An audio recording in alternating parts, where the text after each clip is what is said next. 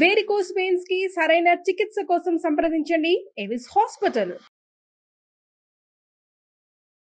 నమస్కారం. విష్ణు పురాణం 15వ భాగంలోకి వచ్చాం. సముద్రానికి సాగరుడనే పేరు ఎలా వచ్చిందో సగర చక్రవర్తి కుమారుల చరిత్రతోటి తెలుసుకున్నాం. అయితే పరాశరులు ఇంకా తర్వాత కథలు చెప్తున్నారు.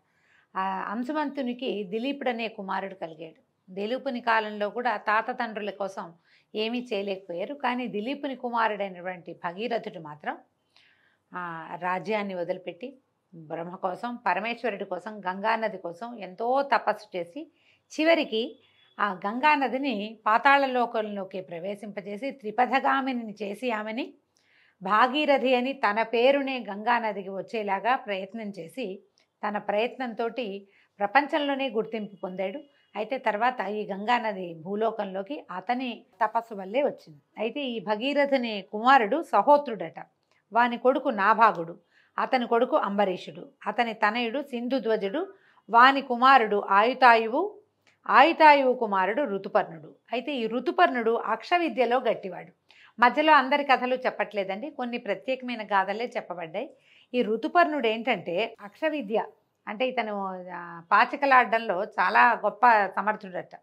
ఈయన ఏం చేశాడు, జూదంలో ఓడిపోయి దుర్దశలో ఉన్న నలుడికి నలచక్రవర్తికి ఆ విద్యని అక్షవిద్యని ఉపదేశించి తిరిగి రాజ్యాధికారం వచ్చేలాగా చేశాడు. ఈ ఋతుపర్ణుడికి సర్వకాముడు, అతనికి సుదాసుడు, అతనికి మిత్రసఖుడు అని కుమారులు ఉన్నారట. ఈ మిత్రసఖుడు రాజ్యం చేస్తూ ఒకసారి వేటకు వెళ్ళి భయంకరంగా గాండ్రిస్తున్నటువంటి 2 పులులను చూసి ఇట్లా అనుకున్నాడట, ఈ క్రూర మృగాల గాండ్రింపుల చేతనే చుట్టుపక్కల ఎక్కడా ఏ మృగము లేదు, బెదిరి ఎక్కడికో మరింకో అడవికో వెళ్ళిపోయి ఉంటాయి అని అనుకుని ఏం చేశాడట, ఒక పెద్ద బాణంతో, మహాబలమైన బాణంతో ఒక దానిని పడగొట్టాడట. పడగొడితే అది రాక్షసాకారంతో పడిపోయిందట పులి. యాక్చువల్గా అవి పులులు కాదనమాట, నిజానికి అవి రాక్షసులు, కానీ పులి రూపాలలో క్రీడిస్తున్నాయి అవి.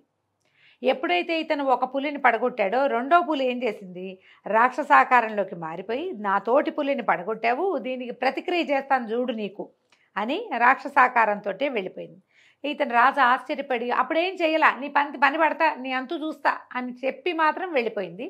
రాజు ఆశ్చర్యపోయి నగరానికి వెళ్ళిపోయాడు. కొన్నాళ్ళు అయ్యాక ఈ సౌదాముడు కులాచారుడైన వశిష్ఠుడు పురోహితుడుగా యజ్ఞం చేశాడట. అయితే కొన్నాళ్ళ తర్వాత ఈయన తన కులాచారుడైన వశిష్ఠుడు పురోహితుడిగా ఒక యజ్ఞం చేశాడు. ఆ యజ్ఞం అయిపోయిన తర్వాత వశిష్ఠుడు అనుష్ఠానార్థం దగ్గరలో ఉన్నటువంటి ఒక నదికి వెళ్ళాడట. ఆ అడవిలో ఆ సమయంలో ఆ నది దగ్గరికి పగబట్టి వెళ్ళిపోయిన రాక్షసుడు వశిష్ఠుడిగా మారి ఇక్కడికి వచ్చాడు. రాజా, యజ్ఞం అయిపోయింది, ఇక నాకు భోజనం నరవంశంతో భోజనం పెట్టించు, ఇదే నా కోరిక అని అన్నాడు. రాజు ఆశ్చర్యపోయాడు, వశిష్ఠ మహర్షి ఇంత మాట అడుగుతున్నాడు ఏమిటా అని. సరేనన్నాడు. మరి ఆయన అడిగినప్పుడు కాదనకూడదు కదా. సరే, రాక్షసుడు వంట వండటానికి వంట కూడా దానికి సరేనన్నాడు. ఇంకేం చేయలే. ఆ వంటవాడు ఏం చేశాడట, ఒక మనిషిని చంపి వండి ఒక బంగారు పళ్ళెంలో పెట్టి రాజు దగ్గర పెట్టి వెళ్ళిపోయాడు. ఇది చూడండి, రాక్షసుడే వశిష్ఠుడిగా మారి రాజు దగ్గరకు వచ్చాడు, వంటవాడుగా మారి వంట కూడా వండి తెచ్చి ఇక్కడ పెట్టాడు. ఇప్పుడు అసలు వశిష్ఠుడు వచ్చాడనమాట. ఈయన భోజనానికి వచ్చి కూర్చునేసరికల్లా గురువుకి తెలియకుండా ఇతను ఏం చేశాడు, ఈ రాజు అతనికేం తెలిసి మారిపోయాడు వశిష్ఠుడు, ముందు వచ్చినవాడు వేరు, తర్వాత వచ్చినవాడు ఇంకొకరు, అది తెలియక నరమాంసం దీనిని నరమాంసాన్ని గురువు గారికి వడ్డించాడు. వడ్డించేసరికల్లా ఈ ముందు గది తెలియని వాడై చేశాడా చెడపని అతనికి అర్థం కాల, తెలీదు ఏం జరిగిందో.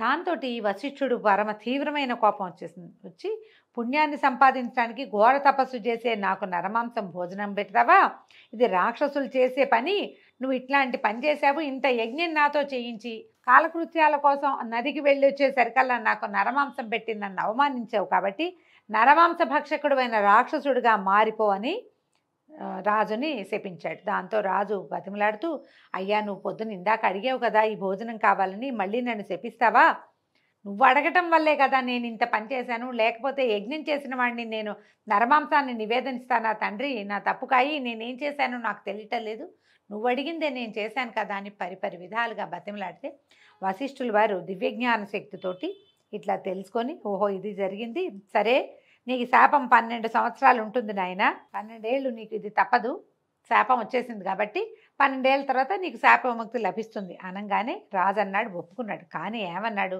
నిరపరాధిని నేను, నన్ను నిష్కారణంగా శపించావు, ఇక నుంచి నువ్వు సూర్యవంశీయులకి ఆచార్యుడు కాక విచారిస్తూ ఉందువు గాని అని ప్రతిశాపాన్ని పలికాడు. కోపం తట్టుకోలేకపోయాడు రాజు కూడా. నువ్వు అడిగావు కాబట్టే పెట్టాను, నువ్వు రూపం మార్చుకొచ్చావని నాకెట్లా తెలుస్తుంది, నాకు తెలీదు, నేను మామూలు మానవుడిని, నువ్వు గురువువి, మంత్రవాదివి, మంత్రం తెలిసిన వాడివి, శాస్త్రం తెలిసిన వాడివి, కాబట్టి నిన్ను కూడా నేను శపిస్తానని సూర్యవంశీయులకి ఆచార్యుడు కావద్దు ఇంకా నువ్వని నీళ్లు తీసాడట, జలం చేత్తో పుచ్చుకున్నాడు, చల్లబోయాడట. ఇంతలో ఆయన రాణైనటువంటి మదయంతి వచ్చి, ఆగు ఆగు, అట్లా శపించచ్చా, గురువుని శపించకూడదు మనం, నువ్వు పొరపాటు చేస్తున్నావని ఆమె ఆపేసరికల్లా రాజుకి అప్పుడు తిప్పుకున్నాడు, కోపం తిప్పుకున్నాడు. కానీ ఈ శాపజలాలు ఎక్కడ చల్లినా లోకానికే చికాకు కలుగుతుందని తన కాళ్ళ మీదే చల్లుకున్నాడట.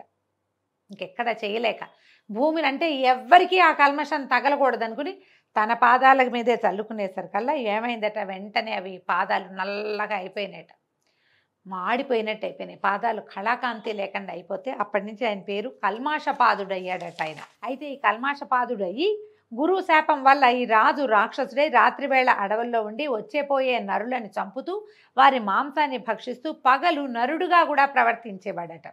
ఇలా ఉండగా ఒకనాడు ఒక బ్రాహ్మణుడు భార్యతో కలిసి అడవిలో సుఖిస్తూ ఉండగా రాక్షసుడిగా ఉన్న రాజు ఏం చేశాడట, ఆ బ్రాహ్మణుడిని పట్టుకుని మింగడానికి అయ్యాడట. అయ్యేసరికి ఆ బ్రాహ్మణ పత్ని విలపిస్తూ ఇలా అడిగిందట, లోకం అంతా స్తుతించే కీర్తి కలిగిన వాడివి, కరుణామూర్తివి, ఇక్ష్వాకు వంశభూషణుడివి, ఇట్లా బ్రాహ్మణుడిని చంపచ్చా, నా భర్త కదా, అతన్ని పోగొట్టుకొని నేను ఎట్లా సుఖపడతాను, నాకు జీవితం ఏముంది ఇంకా, పైగా బ్రాహ్మణ హత్య మహాపాతకం కదా, ఇది నీచకర్మ, అతన్ని చంపద్దు, విడిచిపెట్టు, నా బొట్టు చెరపకు అని పెద్ద బతిమలాడిందోట. అయినా సరే అతను ఏం చేశాడు, రాక్షసుడు బ్రాహ్మడి మెడ విరిచి భక్షించేశాడట. ఆ బ్రాహ్మడు భార్య, ఆయన పిచ్చి కోపం వచ్చింది ఆవిడకి, కోపించి ఏమందట, దుర్మార్గుడా, కలిసి సుఖించే సమయంలో నాకు పతి లేకుండా చేసావు కాబట్టి నీ భార్యతో సుఖించడానికి నువ్వు సిద్ధపడిన వెంటనే చచ్చిపోదువుగా కానీ శపించి అగ్నిప్రవేశం చేసిందట. ఇలా రాజు చేసిన ఈ దారుణ కార్యానికి ఆ అడవిలో ఉన్న భూతాలన్నీ హాహాకారాలు చేశాయి. ఏం చేస్తారు, ఇక చేయగలిగేది ఏం లేదు, అతనికి ఏమో అలాంటి శాపం ఉంది, శాపం ప్రకారం అతను ప్రవర్తిస్తాడు, ఇంక అదే జరుగుతుంది అక్కడ.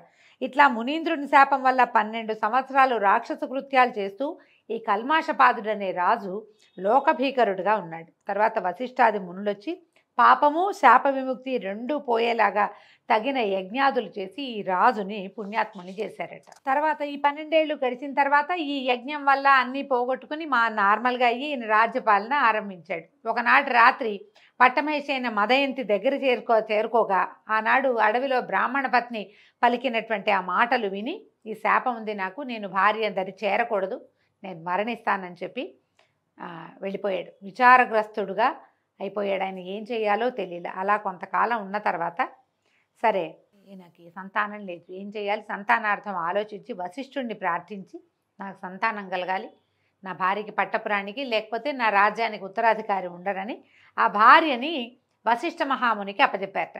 ఈ మునీంద్రుడు మదయంతిని ఆదరంగా చూసి అసామాన్యమైన శరీర బలము పరాక్రమము కలిగిన కొడుకు పుడతాడని దీవించి వెళ్ళిపోయాడట. మదయంతి గర్భాన్ని 7 సంవత్సరాలు భరించిందట. ఆమె 7 ఏళ్ళు గర్భవతిగా ఉంది, పురుడు కాలేదట.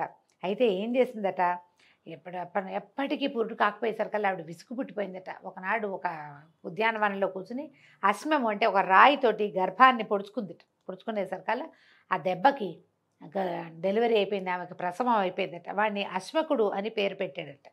పేరు పెట్టాక క్రమంగా పిల్లవాడు పెద్దవాడయ్యాక ఈ కల్మాషపాదుడు రాజ్యాన్ని వాడికి అప్పచెప్పి తను మాత్రం వనవాసిగా వెళ్ళిపోయాడు అడవికి. ఆయనకి సంతానం కలగల, ఆయన భార్యా వియోగంతో ఉండేవాడు, భార్యతోటి కలిసేవాడు కాదు. ఈ అశ్మకుడు ఎంతో చక్కగా పరిపాలన చేసి మీ అందరి మెప్పు పొందాడట. ఆ రాజుకి ఒక కుమారుడు కలిగాడు, వాడి పేరు మూలకుడట. అయితే ఈ మూలకుడుగా ఉన్నప్పుడు, ఇతను రాజుగా ఉన్నప్పుడు పరశురాముడు రాజుల్ని సంహరిస్తూ అయోధ్యకి వచ్చాడట. వస్తే ఈయన ఏం చేశాడట, అప్పుడు అందరూ ఏంటంటే ఆయన క్షత్రియ సంహారం చేశాడు పరశురాముడు. కార్తవీర్యార్జునుడి మీద కోపంతో అతను ఏం చేశాడు, 21 సార్లు భూమి అంతా తిరిగి క్షత్రియ సంహారం చేశాడు. అప్పుడు కొంతమంది రాజులు మాత్రమే జీవించున్నారు. తర్వాత క్షత్రియులు లేరా అంటే ఉన్నారు. ఆ క్షత్రియులు ఎట్లా మిగిలేరు, వాళ్ళు గాజులు వేసుకుని స్త్రీలలాగా ఆడవాళ్లలాగా వస్త్రధారణ చేసి రాజ్యాల్ని కాపాడుకున్నారు చాలా కొద్దిమంది. అందులో ఇక్ష్వాకు వంశానికి చెందినటువంటి ఈ అశ్మకుడు కూడా ఉన్నాడు. స్త్రీ వేషధారి అయ్యి కాంతల స్త్రీల మధ్యలో ఉంటే పోనీ వీడు స్త్రీసముడు పోనీలే అని వదిలిపెట్టేశాడట. వదిలిపెట్టేసిన అతనికి ఇలబిలుడనే కొడుకు, అతడికి ఖట్వాంగుడు, దిలీపుడు అనేవాళ్ళు జన్మించారు. అంటే శ్రీరాముడికి చాలా ముందు కాలంలో ఇది జరిగింది. అయితే దిలీపుడు పట్టాభిషిక్తుడై రాజ్యం చేస్తుండగా దేవదానవులకి పోరు జరిగిందట. ఆ పోరులో దేవతలు దానవుల్ని ఎదిరించలేక ఈ ఖట్వాంగుడిని తోడుగా పెట్టుకున్నారట. ఈయన రణరంగంలో నిలిచి ఎంతమందినో చంపేశాడట. దేవతలకి విజయాన్ని చేకూర్చాడు. అయితే వీళ్ళు రాజా ఏదైనా వరం కోరుకోమని అంటే ఇతను నా ఆయుర్దాయం ఎంత అని అడిగేసరికల్లా వాళ్ళు చెప్పారట, ఇంకో 2 గడియలు నీ ఆయుర్దాయం ఉందంటే, అలా అయితే మీ వరం ఇంకెందుకు, నాకు నన్ను భూలోకానికి పంపించేసేయండి అంటే వాళ్ళు ఏం చేశారు, ఒక విమానంలో ఈయన్ని భూలోకానికి పంపించారట. పంపిస్తే ఈయన ఐహిక క్రియలు విడిచి పరతత్వ వేదిగా అయ్యాడు. వెంటనే ఇంకన్నీ మానేశాడు. పూర్తిగా భగవంతుడి ధ్యానంలోనే ఉండిపోయాడట. బ్రహ్మాదులకు కూడా సాధ్యం కాని పరమయోగ ప్రభావం పొంది ముహూర్త కాలంలోనే విష్ణు సాయుధ్యాన్ని పొందాడు. ఆ రాజు యోగ విద్యా సారస్యాన్ని మెచ్చి సప్తర్షులు ఒక్కొక్క సమయం అందు అభినందిస్తూ ఉంటారట. అంత గొప్పవాడనమాట. ఇక తర్వాత సూర్యవంశీయుల గాథలు. దిలీప మహారాజు. ఈ దిలీపుడి తాలూకు గోసేవా వృత్తాంతమే మనకి రఘువంశ కావ్యంలో కనపడుతుంది. దిలీపుడు అమిత గొప్ప రాజు. ఆయనతోటే రఘువంశ కావ్యం మొదలుపెట్టబడింది. అయితే ఈయన కుమారుడు రఘువు. ఆయనదే రఘురాముడు. ఆయన వల్లే రఘువంశం అనే పేరు వచ్చింది. రాముడికి రఘురాముడు అనే పేరు వచ్చింది. రఘువు ఎంతో అద్భుతంగా రాజ్యాన్ని పరిపాలించాడు. భూమి ఆ కాలంలో దున్నకుండానే పంటలు పండించేసేదిట. దున్నేవాళ్ళు కాదట, గింజలు చల్లితే పంటలు పండేవి. అంత అద్భుతమైన రాజట. అతని కొడుకు రఘువు యొక్క కుమారుడు అజుడు. అజుని కొడుకు దశరథుడు. దశ దిశలా తన రథానికి అడ్డు లేకుండా దివ్య పరాక్రమశాలి అయి ప్రవర్తించి దొరతనాన్ని నేర్పిన చక్రవర్తి దశరథుడు. ఆయన దశరథునకు మహావిష్ణువు రక్షణే తన లక్ష్యంగా తన మూర్తిని తన 4 భాగాలు చేసి 4 భాగాలుగా జన్మించాడు. ఆ మూర్తులే రామలక్ష్మణ భరత శత్రుఘ్నులు అని పెరుగుతూ ఉన్నారు. వాళ్లలో పెద్దవాడైన రాముడు విశ్వామిత్రుని కోరికపై అతను వెంట వెళ్ళి తాటక అనే రక్కసిని, సుబాహు అనే రాక్షసుని ఒక్కొక్క బాణంతోటే తెగవేసి మారీచుడనే అసురుణ్ణి ఒక్క బాణంతోటే సముద్రంలో పడగొట్టి ఆ ముని యజ్ఞాన్ని కాపాడాడు. గౌతముని శాపంతో పాషాణమై అడవిలో పడి ఉన్న అహల్యను తన పాదధూళి చేత చివరికి ఆమెని తిరిగి అహల్యగా రూపొందించాడు. జనకుని వాక్కుని అనుసరించి నిండు సభలో శివుని విల్లుని విరిచి సీతను పెండ్లాడి పరశురాముని మార్గమధ్యంలో భంగపరిచాడు. తన తల్లిదండ్రుల ఆజ్ఞను అనుసరించి సీతతో తమ్ముడైన లక్ష్మణునితోటి వనవాసం చేసి ఋషులను దేవతలను కూడా రాక్షస బాధల నుంచి విముక్తుని చేశాడు. విరాతుడనే వాణ్ణి హతమార్చి శూర్పణఖ అనే రాక్షసకాంతను అదరగొట్టి ఖరదూషణాది రాక్షసులను దారుణ రణధరణిలో తెగనాడి కబంధుని ఖండించి వానరరాజైన వాలిని పడగొట్టి వాలి తమ్ముడైనటువంటి సుగ్రీవుణ్ణి వానరరాజుగా చేశాడు. రామాయణం కథ అంతా బ్రీఫ్గా చెప్తున్నారు, సింపుల్గా. రావణుడు మోసగించి ఎత్తుకుపోయిన తన భార్య అయిన సీతను తెలుసుకొని రమ్మని హనుమంతుని పంపగా మారుతి వెళ్ళి లంకలో ప్రవేశించి సీతను దర్శించి లంకను కాల్చి రావణునికి బుద్ధి చెప్పి కలత కలిగించి తిరిగి వచ్చి సీతావృత్తాంతాన్ని రాముడికి తెలియజేశాడు. ఆ తర్వాత వానరరాజు సుగ్రీవుడు రప్పించిన వానర సైన్యంతో బయలుదేరి సముద్రంపై కొండలతోనూ చెట్లతోనూ ఆనకట్ట కట్టించి ఆవలకు చేరి లంకలో ఉన్న రాక్షసులను అనేకులను శ్రీరాముడే యమునింటికి అతిథులుగా చేశాడు. రావణ కుంభకర్ణుల శిరస్సులను యుద్ధభూమికి బలిచేసి అగ్నిసాక్షిగా నిరపరాధి అయిన సీతను గైకొని రావణుని తమ్ముడైన విభీషణుని లంకాధిపతిగా పట్టాభిషిక్తుణ్ణి చేసి తమ్మునితోనూ భార్యతోనూ సుగ్రీవాదులతో పుష్పక విమానారూఢుడై అయోధ్యకి తరలివచ్చాడు. శ్రీరాముడు రాజ్యం చేస్తుండగా లెక్కకు మిక్కిలిగా గంధర్వులు లోకాలకు చీకాకులు కలిగించగా భరతుడు వారిని ఎదిరించి తెగనాడాడు. అలాగే శత్రుఘ్నుడు మధుబనంలో లవణాసురుణ్ణి సంహరించి వాని స్థానాన్ని కైవసం చేసుకున్నాడు. ఇలాగా ఆ 4 అన్నదమ్ములు దుష్ట శిక్షణ శిష్టరక్షణ చేస్తూ చిరకాలం హాయిగా గడిపి చివర కోసల రాజమందున్న అన్ని వర్గాల వారితోటి పరలోకానికి వెళ్ళిపోయారు. రాముని కుమారులైన కుశలవులు, లక్ష్మణుని కుమారులైన అంగదుడు చంద్రసేనుడు, భరతుని సుతులు తక్షకుడు పుష్కరుడు, శత్రుఘ్ని కుమారులైన బాహుడు సూరసేనుడు ఈ 8 దిక్కుల పరిపాలన ఎదురు లేకుండా చేశారు. వారిలో వంశకర్త కుశుడు. కుశుని కొడుకు అతిథి, వానికి నిషధుడు, వానికి నలుడు, వానికి నభసుడు నభసునకు పుండరీకుడు, వానికి క్షేమధ్వజుడు, వానికి దేవానీకుడు, అతడికి అహీనుడు, వానికి పారియాత్రుడు, అతనికి దళుడు, దళునకు చెలుడు, వానికి యుక్తుడు, వానికి వజ్రనాభుడు, వానికి శంఖుడు, అతనికి సుషితాశ్వుడు, వానికి విశ్వసకుడు, వానికి హిరణ్యనాభుడు. ఇలాగా ఆ వంశం ఎంతో కాలం పరిఢవిల్లుతూ ఉన్నది. హిరణ్యనాభుడు యాజ్ఞవల్క్యునకు శిష్యుడై యోగ విద్య నేర్చి మహాత్ముడయ్యాడు. అతని కొడుకు పుణ్యుడు, అలాగే ధ్రువుడు, శీఘ్రుడు, వాని కొడుకు మరుడు యోగశక్తి అమితంగా కలిగినవాడు. రాబోయే యుగాలలో కూడా సూర్యవంశం పెరుగుతూ ఉండాలని తపోయోగంతో కలాపం అనే రామంలో ఉండేవాడు. ఈ అమరుని కొడుకు ప్రత్యాకుడు, వాడికి సుగంధి, వాడికి అమర్షణుడు, వాడికి అహస్వంతుడు, అతనికి విశ్వభవుడు, వానికి బృహద్బలుడు కలిగాక ఈ బృహద్బలుడు తర్వాత యుగమైనటువంటి ద్వాపర యుగంలో భారత యుద్ధంలో అర్జునపుత్రుడైన అభిమన్యుని చేత పరలోకగతుడయ్యాడు. అని ఇలాగా ఇక్ష్వాకునందనుడైన శశాదుని వంశంలో ప్రసిద్ధులైన రాజుల చరిత్రల్ని పరాశర మహర్షి తన శిష్యుడైన మైత్రేయుడికి తెలియచేశాడండి. దీంతో ఈరోజు పారాయణ సమాప్తం. రేపు ఉదయం మళ్ళీ 16వ రోజు పారాయణలో కలుసుకుందామండి. నమస్కారం.